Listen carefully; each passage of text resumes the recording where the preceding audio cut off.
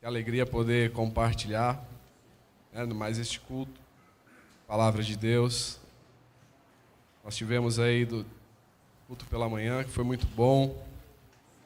Deus falou com a gente. Depois nós fomos para Sorocaba, Deus também continuou falando lá e agora Deus vai falar aqui novamente, amém? Glória a Deus por isso. Abram as suas Bíblias em Juízes, no capítulo 6. Juízes, capítulo 6, e versículos do 1 ao 15. E diz assim a palavra de Deus: De novo, os israelitas fizeram o que era mal aos olhos do Senhor. E durante 7 anos, eles os entregou nas mãos dos midianitas. Os midianitas dominaram Israel. Por isso, os israelitas fizeram para si esconderijo nas montanhas, nas cavernas e nas fortalezas. Sempre que os israelitas faziam suas plantações, os midianitas, os amalequitas e outros povos da região, a leste deles, as invadiam. Acampavam na terra e destruíam as plantações ao longo de todo o caminho até Gaza. E não deixava nada vivo em Israel, nem ovelhas, nem gado, nem jumentos. Eles subiam trazendo o seu gado e as suas tendas e vinham como enxames de gafanhotos. Era impossível contar os homens e os seus camelos. Invadiam a terra para devastá-la. Por causa de Midian, Israel empobreceu-se tanto que os israelitas clamaram por socorro ao Senhor. Quando os israelitas clamaram ao Senhor por causa de Midian, ele lhes enviou um profeta que disse: Assim diz o Senhor, o Deus de Israel: Tirei vocês do Egito e da terra de escravidão. Eu os livrei do poder do Egito e das mãos de todos os seus opressores. E eu os expulsei e dei a vocês a terra deles. Também disse a vocês: Eu sou o Senhor, o seu Deus. Não adorem outros deuses, os deuses dos amorreus em cuja terra vivem. Contudo, vocês não me deram ouvidos. Então o anjo do Senhor veio e se sentou-se debaixo do carvalho de Ofra, que pertencia ao abiesrita Joás. Gideão, filho de Joás, estava malhando trigo em um tanque de prensar uvas para escondê-los dos midianitas. Então o anjo do Senhor apareceu a Gideão e lhe disse: O Senhor está com você, poderoso guerreiro. Em outras traduções, o Senhor é contigo, varão valoroso. Gideão respondeu: Senhor, se o Senhor está conosco, por que nos aconteceu tudo isso? Onde estão todas as maravilhas que os nossos pais nos contavam quando dizia: Não foi o Senhor que nos tirou do Egito? Agora, porém, o Senhor nos abandonou e nos entregou nas mãos de Midian. O Senhor se voltou para ele e disse: Com a força que você tem, vá libertar Israel das mãos de Midian. Não sou eu quem está te enviando? Gideão respondeu: Senhor, como posso libertar Israel? O meu clã é o menos importante de Manassés, e eu sou o menor da minha família. Deixa eu te contar uma coisa. Esse texto que nós lemos, gostaria de colocar nesta noite como estava aquele povo. Imaginem que Deus dá uma ordem para os israelitas e a ordem era: não adorem a outros deuses. E o povo, o que ele fez? Começou a adorar outros deuses. Então, por permissão de Deus, este povo agora está sofrendo. Este povo está sendo roubado, este povo está sendo cada vez mais destruído por povos circunvizinhos. Os midianitas são uns desses. E acontecia que enquanto eles estavam colhendo, enquanto eles estavam trazendo para suas casas as colheitas, aconteciam que no meio do caminho os midianitas apareciam e roubavam as suas colheitas. Em outras oportunidades, os midianitas entravam com os seus camelos e os seus camelos então pisoteavam as plantações. E foi por esses 7 anos essas coisas acontecendo. Durante esse tempo, os israelitas então agora procuram morar em lugares que seriam lugares estratégicos aonde os midianitas não conseguiam e outros povos não conseguiam encontrar. Então eles começaram a ir para as montanhas, a ir para as fortalezas, a ir para lagares, lugares improváveis. E essas pessoas, algumas delas, procuravam lugares que não fazia nenhum sentido estar colocando ali a sua colheita ou trabalhando o seu trigo. E uma dessas pessoas era Gideão. Gideão estava malhando o seu trigo com medo dos midianitas chegarem e roubarem a sua colheita. E neste momento, nós começamos a pensar uma coisa. Imagine você, você passou os 30 dias do seu mês, e aí você trabalhou, para você no 5º dia útil você receber o seu suadinho salário. E aí você tem aquelas contas que já está tudo certinho e está sobrando ali pelo menos para você sair, fazer uma janta com a sua família. E de repente, quando você está voltando para a sua casa, você já recebeu o seu salário, de repente aí chega um ladrão, né? E você está com o seu celular na mão, com o seu aplicativo, não sei se você anda com dinheiro, mas de repente ele pega o seu cartão, ele pega o seu celular e faz a transferência de todo o seu salário suado, que estava totalmente destinado às contas, e agora você está sendo roubado. Era mais ou menos essa situação do povo durante 7 anos. Então Gideão estava malhando o seu trigo em um lugar aonde ele esperava que os midianitas não o encontrassem, não o roubassem. E é neste lugar que o anjo do Senhor chega até ele e fala: Deus é contigo, varão valoroso. E aí ali começa uma conversa, e Deus fala para Gideão que Gideão vai ser aquele que vai libertar o povo das mãos dos midianitas. Gideão é aquele que vai libertar um povo que está sendo roubado, que está sendo saqueado frequentemente, que está sendo destruído cada vez mais. E aí Gideão olha para Deus e fala o seguinte: mas será que é isso mesmo? Será que não está errando aí na procura por alguém? Porque eu sou o menor da minha família. O meu clã é o menor de Manassés. E aí então ele expressa isso para Deus, né, de uma forma que ele olha para si e fala: mas durante 7 anos nós estamos sofrendo tanto. Eu nunca pensei em nada que poderia fazer-nos nos livrar, e agora o Senhor vem e fala. E ele olha para essa realidade, e é uma verdade dele. É uma verdade que ele está tendo em sua vida durante 7 anos. E o Senhor vem falar: você vai ser aquele que vai libertar. A verdade de Gideão era: eu não vejo essa libertação acontecendo por mim, mas tinha uma verdade que era a verdade de Deus. E a verdade de Deus em seu infinito poder, ele já enxergava 300 homens com tochas e buzinas vencendo uma guerra e uma batalha.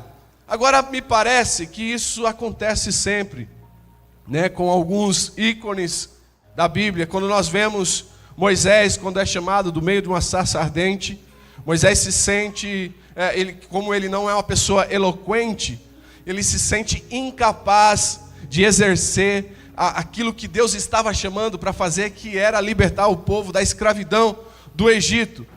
E quando nós olhamos para isso, isso também era uma das verdades de Moisés. Mas além dessa verdade existia uma verdade absoluta, e a verdade absoluta era uma verdade de Deus. Qual era essa verdade? Deus já enxergava que Moisés estava direcionando o pessoal, e com poder e muita glória, Abriu-se o mar vermelho, o povo passou por ele, enquanto os inimigos iam passando, as águas se fecharam. A verdade de Moisés era a seguinte: eu não sou eloquente, eu não sei se eu vou conseguir transmitir isso aos hebreus, mas a verdade absoluta de Deus para Moisés era que ele já via o grande mover e a libertação do povo.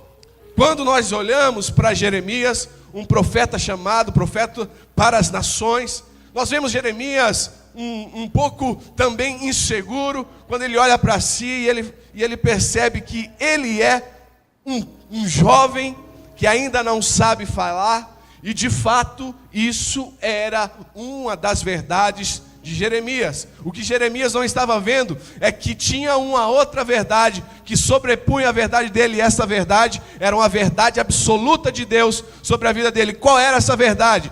Deus já via que quando ele tocasse na boca de Jeremias, a palavra de Deus estaria sendo colocada também em sua boca. E quando nós olhamos também para o profeta Isaías, quando Deus o chama, e aí dá esta missão de ele profetizar para Judá e também profetizar para Jerusalém, Isaías olha para si e ele enxerga uma das verdades em sua vida. E qual era essa verdade em Isaías? A verdade de Isaías era: eu sou um homem de lábios impuros e habito no meio de homens também com os lábios impuros. Isto era uma verdade. O que ele não estava vendo é que tinha uma verdade, e essa verdade era uma verdade absoluta, vindo de Deus. O que Deus enxergou? Deus enxergou um serafim tirando uma brasa do altar com uma tenaz e tocando nos lábios de Isaías, e naquele momento tirando toda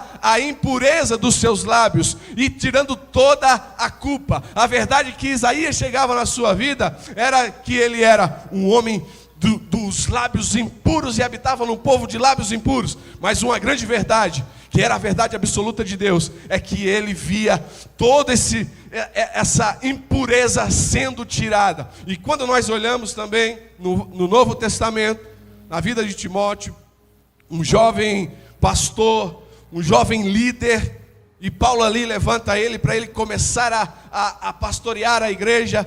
Ele se sente tão incapaz. Ele olhava para si, era um jovem ainda, e aí a preocupação dele era: como eu vou instruir esse povo? Como eu vou direcionar esse povo? E esta verdade, isso era uma verdade dele, uma das verdades na vida dele. De fato ele era jovem, e de fato ele ainda estava aprendendo. Mas Paulo, usado por Deus, começa a ver uma verdade, e essa verdade é uma verdade absoluta vindo de Deus. E a verdade era: ele foi chamado para liderar, ele foi chamado para ser um pastor daquela igreja. E quando nós vemos Gideão tendo essa conversa com Deus, é mais ou menos nesse tom a conversa: eu não sou capaz, né? E quando nós estamos aqui e começamos a pensar nisso, a nossa mente vai até momentos da nossa vida. Aí eu lembro que no começo eu tinha 22 anos, a Rafa 18 anos, e nós tínhamos acabado de casar, né? Tínhamos ali todo aquele princípio do casamento, a gente estava se conhecendo, tinha tantas e tantas coisas para acertar, a gente brigava por tantas coisinhas pequenas, que quando olhamos lá para trás, fala: nossa, era muito simples de resolver. E quando nós nos casamos, eu acho que demorou um mês no máximo, nós já estávamos dirigindo uma igreja e pastoreando pessoas. Enquanto eu estava montando essa mensagem, eu lembrei dessa época, o quanto o meu coração ficou temeroso, enquanto eu fiquei com medo, assustado de como eu vou realizar esta missão, como eu vou realizar isso que Deus me chamou, né? Porque nós tínhamos aquilo: este é o meu chamado, este é o nosso chamado, então vamos fazer. E eu lembro que quando começamos a fazer, mesmo com as dificuldades, mesmo iniciando ali o casamento e agora iniciando uma igreja, pastoreando pessoas, direcionando pessoas, eu lembro que Deus iria colocando as palavras em nossas bocas, nós iríamos instruindo as pessoas, e nós íamos vendo os milagres acontecendo, e nós íamos observando isso acontecer em nossa vida. E quão bom foi isso! Não está muito distante, pelo menos uns 3 anos atrás, nós também passamos por um momento assim. Nós fomos chamados para liderar um life group, uma célula, E eu lembro que neste momento eu olhei para mim, enxerguei algumas verdades em mim, e eu pensei, será que eu sou capaz? Será que eu sou capaz de direcionar? Será que eu sou capaz de liderar estas pessoas, de direcionar essas pessoas? E passa alguns dias, aí eu tenho algumas conversas com o pastor Mateus, e daqui a pouco aparece uma outra coisa, e eu olho para mim, e aí o coração começa a ficar meio apertado, meio com medo, meio se sentindo incapaz. Aí eu começo a lembrar, lá do começo, do que Deus fez com a gente, do que Deus fez com nós, de como Ele foi bom a nos instruir, a nos ensinar. Nós temos um problema que quando nós temos uma visão limitada, nós não conseguimos enxergar as verdades absolutas de Deus. Nós olhamos para nós, o que a gente enxerga? Nós enxergamos as nossas verdades. E são tantas e tantas verdades, que a gente não consegue, quando Deus nos dá um direcionamento, nós não conseguimos olhar maximizando, olhando as coisas por cima e enxergando tudo que Deus irá fazer. E quando nós estamos assim, nós temos esta visão limitada, nós só conseguimos enxergar um palmo da nossa frente, não conseguimos ver, não conseguimos enxergar uma luz no fim do túnel. Então nós temos uma visão limitada, e essas verdades externas sempre vão nos fazer ter essa visão limitada.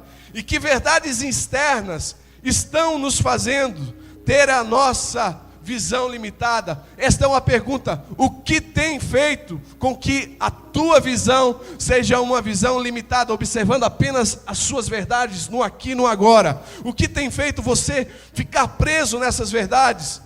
Qual o problema de ter uma visão limitada? Pessoas com a visão limitada tendem a ter a autoestima frágil, sempre depende da validação externa. Ela é insegura e sempre está insatisfeita. Tantas e tantas vezes a nossa visão está totalmente limitada e não conseguimos enxergar as coisas como Deus a vê. Além das nossas circunstâncias, talvez enquanto nós estamos aqui ministrando, você está sendo levado a lugares, a momentos, a conversas em que você apenas consegue enxergar essas verdades que estão sobre você. Mas eu estou aqui para te dizer, existe uma verdade, e esta verdade é absoluta, e esta é a verdade de Deus para a tua vida e para a tua família. Talvez você olha e não consegue ver uma luz no fim do túnel, mas eu estou aqui para te dizer que Deus tem uma palavra, Deus tem uma provisão para você, Deus irá fazer. Parece que não vai acontecer, mas vai chegar o tempo que isso vai acontecer. Uma outra verdade, olha o que diz em Juízes, no capítulo 6 e versículo 13. Juízes 6 e 13. Gideão respondeu: Ah, Senhor, se o Senhor está conosco, por que aconteceu tudo isso? Onde estão todas as maravilhas que os nossos pais nos contavam, quando diziam: não foi o Senhor que nos tirou do Egito? Agora, porém, o Senhor nos abandonou e nos entregou nas mãos de Midian. Permita-me contar uma história para a gente entender isso. Imagine uma família que ela é muito poderosa em aquisições, ela tem status elevados, e quando essa família ela sai para viajar, ela consegue ir a lugares exuberantes, extraordinários. As fotos são as melhores fotos, os vídeos são os melhores vídeos. Eles estão desfrutando de coisas em altíssimo nível. E aí essas coisas ficam registradas, eles voltam para sua casa, passa-se uma geração, os filhos crescem, esses filhos têm outros filhos, e agora, no decorrer dessas gerações, aquela família perde todo aquele poder aquisitivo. Já não são mais aquelas férias extraordinárias, já não tem momentos extraordinários, exuberantes, como outra hora eles tiveram. Agora a realidade é outra, e agora está o pai sentado com um tablet na mão ou com o seu celular, mostrando os vídeos das grandes férias, das férias extraordinárias, e aí falando: olha filho, quando a gente foi, olha esse vídeo, olha onde a gente passeou, olha essa foto, estava eu aqui junto com o seu tio e começa a mostrar para o seu filho. E o filho olha e fala: uau, foi muito bom estar nessa época, foi espetacular, que coisas lindas eles viveram. Mas a realidade atual é que eles não têm tanto poder assim. E o menino nunca viajou assim, ele nunca teve umas fotos exuberantes dessa forma. Então o que acontece é o seguinte: ele apenas está ouvindo falar que um tempo atrás eles estavam em lugares maravilhosos e extraordinários, mas ele está apenas ouvindo falar, ele está apenas vendo fotos ou vídeos. Era mais ou menos esta a sensação que Gideão tinha. Gideão sabia que Deus livrou, que Deus resgatou o povo da servidão do Egito, e que com grande poder extraordinário, Deus tirou e livrou o povo. Gideão sabia disso. Gideão sabia de tantas e tantas outras guerras que Deus estava com o povo, à frente do povo, e o povo vencia de forma maravilhosamente, o povo vencia extraordinariamente as batalhas. Gideão sabia que com poder e glória o Senhor veio a falar com Moisés, de uma forma que o monte estremecia, fumegava. Gideão sabia de tantas e tantas grandezas, mas durante 7 anos, o que ele via era tristeza, dor, sofrimento, as pessoas sendo saqueadas, as pessoas sendo roubadas. E aí, quando nós vemos isso, nós temos esta visão um pouco limitada, porque apenas eu estou ouvindo falar, eu nunca vi acontecer, a minha visão está limitada. Ele não conseguiu apalpar de vez aquilo que aquele grande Deus conseguiu fazer há um tempo atrás. A verdade é que Gideão sabia que Deus, há tempos atrás, tinha feito tudo das melhores coisas extraordinárias, mas ele nunca tinha vivido algo em sua vida de forma tão grande como seus antepassados. Algumas vezes estamos igual a Gideão, né? Nós ouvimos falar que Deus é um Deus que cura, nós ouvimos falar que Deus é um Deus que liberta, nós ouvimos falar que Deus é um Deus que abre porta aonde não tem porta, nós ouvimos falar que Deus é poderoso para realizar, para fazer, nós ouvimos falar que Deus salvou uma família inteira de uma vez através de um livramento. Nós ouvimos falar, mas o que acontece na maioria das vezes é que nós ainda não estamos vivenciando isso na nossa vida. Então a nossa verdade é uma verdade totalmente diferente daquilo que estamos ouvindo falar. Mas nós estamos aqui para te dizer que se ainda não chegou o tempo de cura, vai chegar o tempo de cura na tua vida. Se ainda não chegou um tempo das grandes maravilhas, dos grandes milagres na tua vida, irá chegar o tempo de Deus na tua vida. Se ainda não chegou, eu ainda não vi salvação, eu ainda não vi as coisas de Deus se concretizarem, fica tranquilo, a hora do Senhor vai acontecer na tua família, e é o Senhor que está falando. Agora nós vemos que toda visão limitada, ela precisa passar por uma transformação. A transformação da visão de Gideão começou através de uma interação com Deus. Olha o que diz em Juízes, no capítulo 6 e versículo 36. Juízes, capítulo 6 e versículo 36. Gideão disse a Deus: quero saber se vais libertar Israel por meu intermédio, como prometeste. Eu porei uma porção de lã numa eira, e se o orvalho molhar apenas a lã, e todo o chão estiver seco, saberei que tu libertarás Israel por meu intermédio, como prometeste. Nós vemos aqui uma troca. E aí, Gideão já teve uma conversa no lagar, e agora ele está fazendo uma prova com Deus. Ele está dizendo assim: Senhor, eu vou colocar um novelo de lã ali, e se o orvalho molhar apenas o novelo de lã, e todo o chão em volta estiver seco, eu saberei que o Senhor estás comigo. E aí, aconteceu no outro dia que ele vai lá e pega o novelo, e agora ele aperta aquele novelo assim, e aquela água começa a escorrer, e enche uma tigela. E aí ele fala: uau, Deus está comigo. Mas ainda ele fala ao Senhor: Senhor, não se zangue comigo, eu vou fazer mais uma provinha contigo. E qual é esta prova, Gideão? Pois bem, eu pedi que o novelo estivesse molhado, mas agora eu vou pedir ao inverso. Vou pedir para que todo o chão esteja molhado e o novelo não. Quando no outro dia nós vemos que o novelo de lã estava plenamente seco e a terra toda molhada pelo orvalho. E aí ele percebeu: sim, de fato Deus está comigo. Mas o que me chama a atenção não é, na verdade, essa maravilha que acontece com ele, esses sinais maravilhosos que aconteceu. O que me chama a atenção é que durante esta troca, esta conversa, a visão que outra hora era limitada, que não conseguia enxergar a vitória, agora ela começa a fazer um pouco de sentido, porque ela começa a ser transformada. Então é através da interação de Gideão com Deus que a visão dele começa a ser transformada. E aqui para nós, deixa eu te aplicar uma coisa: nós só vamos ter a nossa visão transformada se nós começarmos a nos relacionarmos com Deus.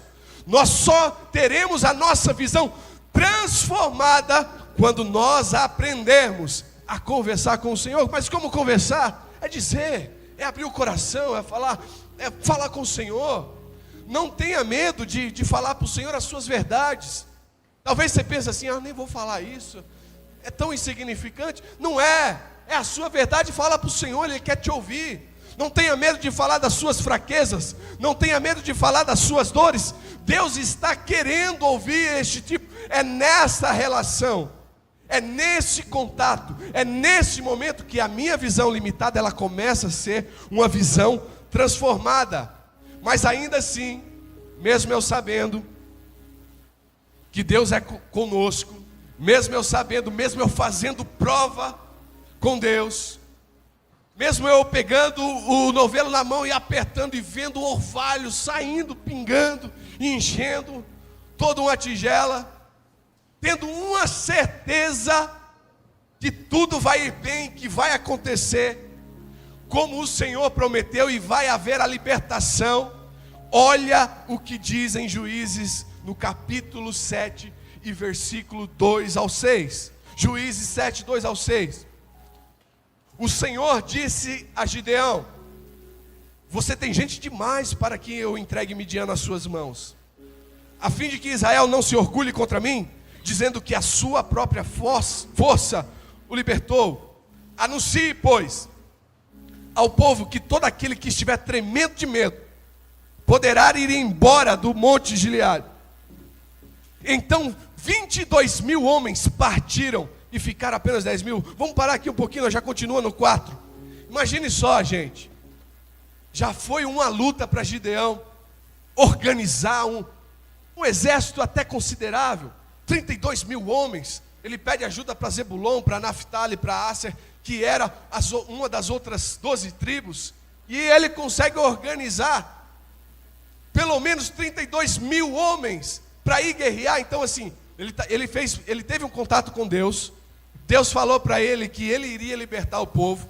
Agora ele fez prova do Senhor, ele tem plenamente certeza de que Deus está com ele. Quando nós paramos nesse versículo 3, vai dizer assim, o Senhor fala assim para ele: viu, faz uma pergunta aí quem que está com medo da guerra. Imagina nós.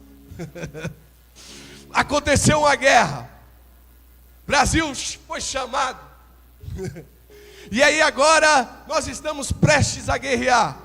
E aí uma pergunta vem do general assim, ó: ei, escutem bem, quem está com medo pode ir embora. Quantos de nós iríamos embora também? E aí Gideão começa a ver um cenário que, opa, com 32.000 aí, Deus estava com a gente, eu tenho certeza disso, já fiz prova dele. Mas agora 22.000 já foram embora, agora ficou 10.000. Senhor, o que está acontecendo? Aí Deus dá mais uma ordem ainda. Deus parece que Ele quer dar mais uma peneirada naqueles homens. E aí Ele fala assim: Gideão, manda para que eles desçam, e aquele que se ajoelhar e lamber a água como um cachorro, você se aparta daqueles que se ajoelhar e colocar as mãos e trazer a água até a boca. Estes vão ser aquele. Olha o que diz no verso 4, vai dizer isso. O Senhor tornou a dizer a Gideão: ainda há gente demais, Gideão. Desça com eles à beira da água, e eu separarei os que ficarão com você. Se eu disser, este irá com você, ele irá. No entanto, se eu disser, este não irá com você, ele não irá. Assim Gideão levou os homens à beira da água, e o Senhor lhe disse: separem os que beberem água lambendo como um cachorro, daqueles que aqueles se ajoelharem trazendo a água até a boca. E o número dos que lamberam a água, levando as mãos à boca, foi de 300 homens. E os demais ajoelharam-se para beber. Olha só, nós tínhamos 32 mil homens.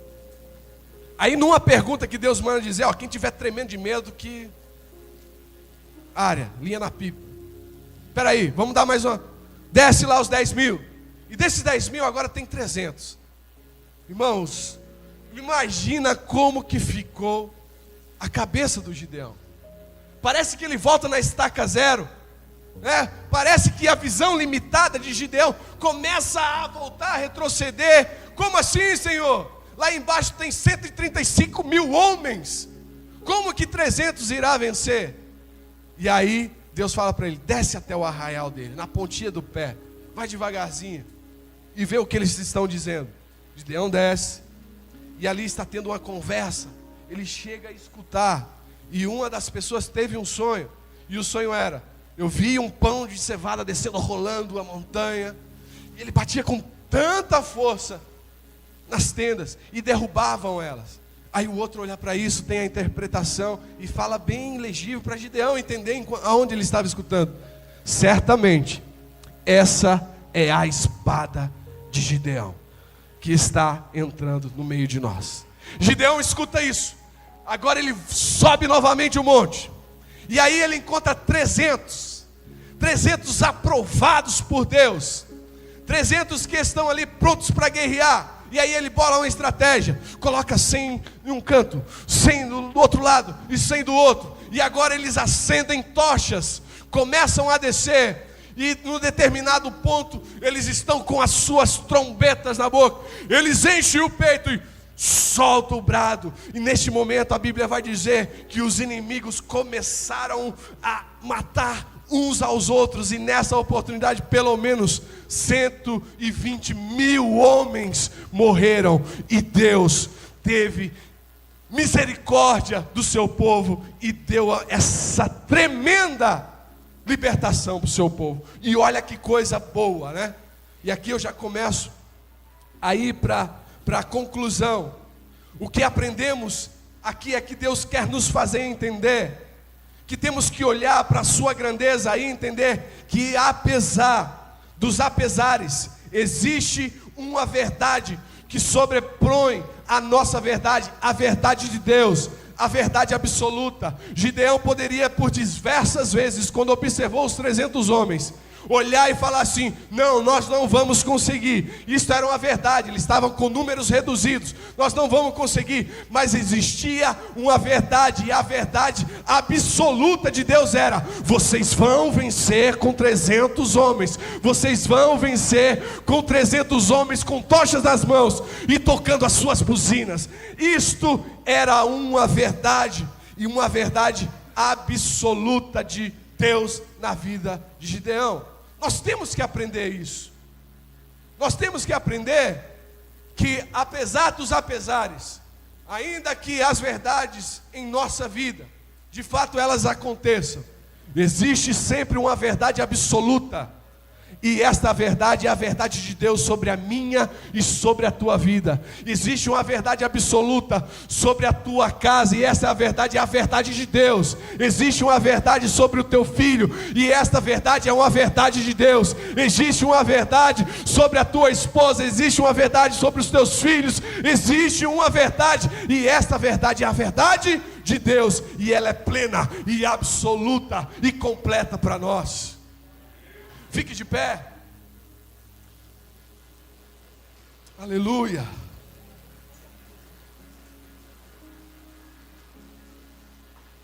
Eu quero terminar concluindo. E Permita-me falar mais uma história. Imagine você mora em um sítio e você trabalha distante. E depois do seu trabalho você começa a voltar, o sol ainda está raiando, está tudo brilhando, está tudo legal, você está enxergando as coisas neste caminho. Quando de repente o sol vai se pondo, e aí você ainda consegue enxergar uns flashes do sol entrando pelas nuvens. E você olha que coisa boa, eu consigo enxergar, estou andando. De repente a noite vai caindo, e você ainda não chegou, você ainda está neste caminho. E agora está um breu danado, você não consegue enxergar nada, você tem dificuldade em andar. Você estava numa velocidade, agora você está indo em outra velocidade, porque você não consegue enxergar nada nesse caminho. Como se não bastasse toda essa escuridão, agora vem uma névoa e ainda dificulta ainda mais. E aí quando de repente você está andando e você tropeça numa grande pedra, e aí você cai, você se levanta, bate a poeira do peito, e você continua, porque você tem um objetivo, chegar em casa. E aí você ainda continua sem enxergar nada, está tudo difícil, está muito difícil de enxergar. Quando de repente tem um galho no caminho, e você se arranha com aquele galho, e aquilo dói tanto, mas mesmo assim aquilo não é suficiente para você parar, e você continua com dificuldade, com dor, você já caiu, já está todo arranhado. E aí você não enxerga e tem um buraco, e você cai nesse buraco. E você mais uma vez se levanta, continua a andar com muita dificuldade, não consegue enxergar. E aí vem alguém atrás com uma bicicleta, e ele te entrega um óculos. E esse óculos capacita que você consiga enxergar no meio desta escuridão, no meio desta névoa densa.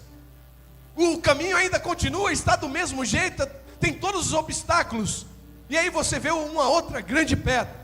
E aí você fala, dessa vez ela não vai me derrubar. E o que você faz? Você desvia dessa pedra. E aí você passa por essa pedra, de repente tem muitos outros galhos. Mas você agora está enxergando esse galho. E você não vai ser mais arranhado por aquele galho, você vai passar de ladinho por ele. E o caminho continua. E agora você vê um grande buraco e você consegue saltar por este buraco. Perceba que as dificuldades, as pedras, os galhos, os buracos continuam o mesmo. Mas existe uma coisa que está fazendo você enxergar tudo isso. E esta coisa é o que está te livrando de cair novamente, de ser arranhado novamente. E estes óculos poderosos são a perspectiva de Deus na nossa vida.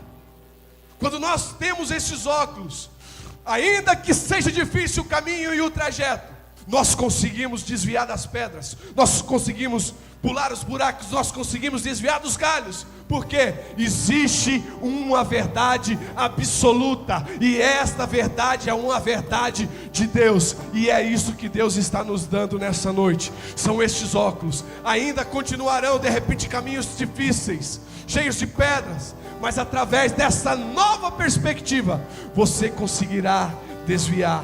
Existe uma verdade, muitas verdades em nossa vida, mas a verdade absoluta de Deus na minha vida é a que vai prevalecer.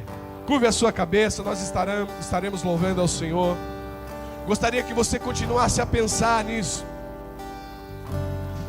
Aleluia. Tu és grande, Senhor. Tu és grande, Pai.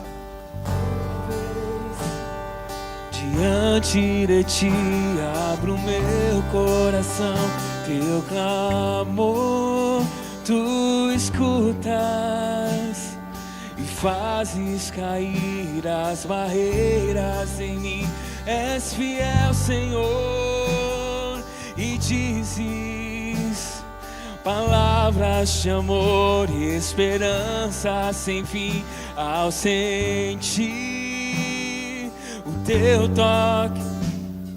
Por tua bondade liberta o meu ser no calor deste lugar. Eu venho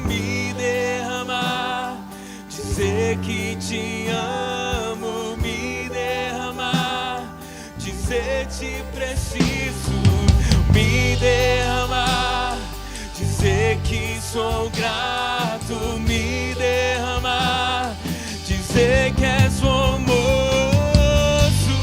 Aleluia. Eu gostaria de orar por você neste momento.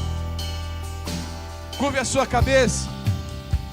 Gostaria de orar por você que percebeu que por algumas verdades a sua visão ela está um pouco ou até muito limitada.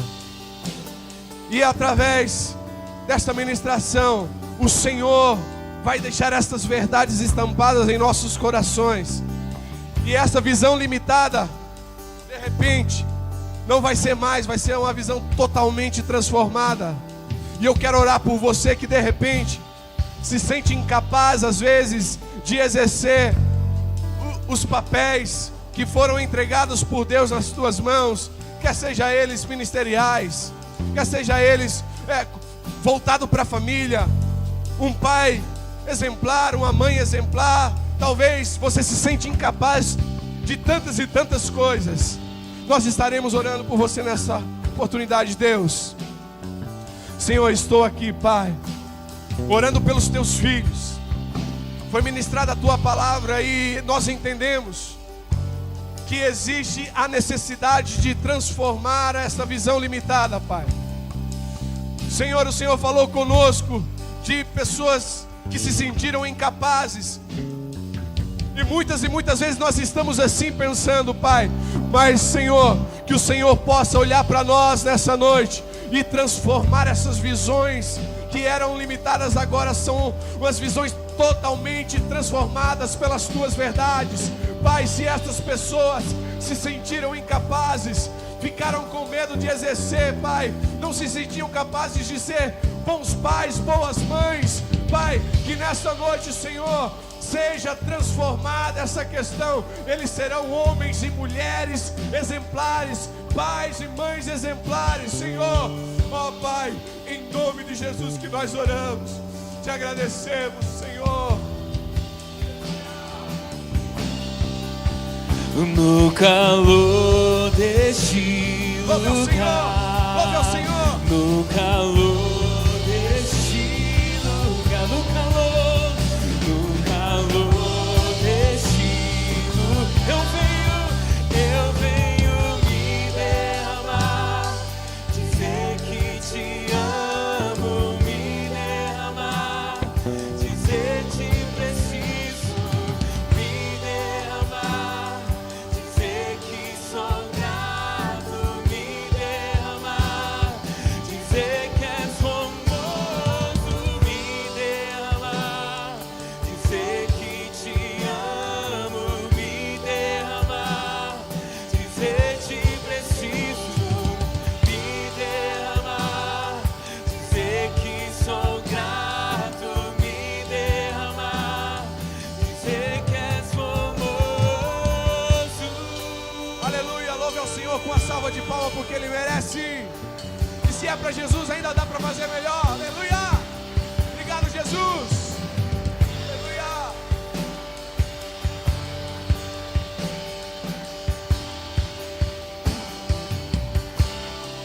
Nós queremos colocar essa cultura da oração em nossa comunidade. E eu gostaria nesse momento de convidar os líderes aqui da nossa casa para vir até a frente. E você que tem um pedido, de repente um alvo de oração, de repente algo que você necessita de oração e está precisando desta intercessão, dessa imposição de mãos, aqui estarão os líderes à frente. E eu gostaria muito de encorajar vocês a procurar uma dessas pessoas, a procurar um desses casais, que eles venham guerrear com vocês neste momento. Nós estaremos terminando, mas você pode ficar à vontade para sair do seu lugar e vir até a frente. Senhor, nós te agradecemos, Jesus. Agradecemos por este domingo espetacular que o Senhor nos deu. É um privilégio que nós temos de poder participar de momentos como esse na tua casa. aonde nós sentimos a Tua presença, nós louvamos a Ti, nós escutamos a Tua palavra e nós saímos daqui, Senhor, transbordante de alegria, confiante em Ti, Senhor, confiante nas Tuas verdades, confiando, Senhor, que a Tua verdade é a verdade absoluta, Pai.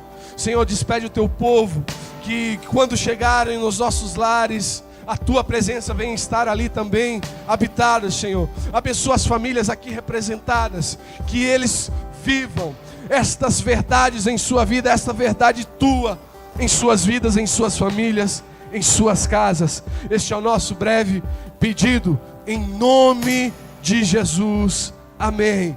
Que a graça do Senhor Jesus, o amor de Deus, as mais doces e íntimas consolações do Espírito Santo, seja com todos vós, desde agora e para sempre. E todos dizem: que Deus te abençoe, boa semana.